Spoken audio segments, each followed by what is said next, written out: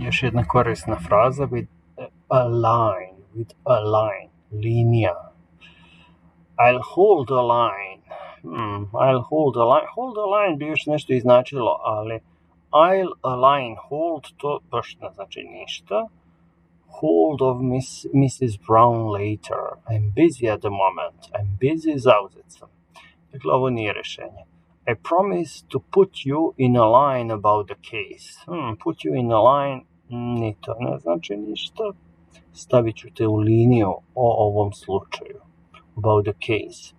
Ali ovdje imamo you've got my email address. Dobila si ili dobio si moju email adresu.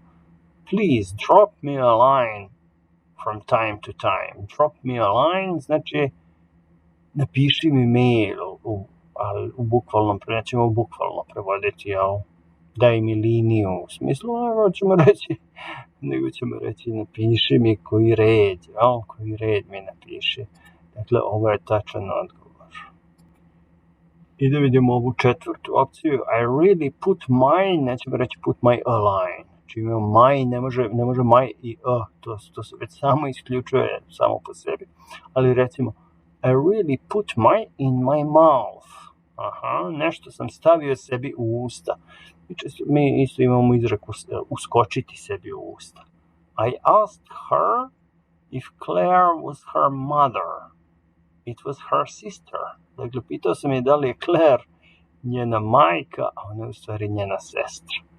Dakle, uskočiti sebi u usta, ali vidjet ćemo posle kako se kaže uskočiti u usta, odnosno postaviti neprimjereno pitanje.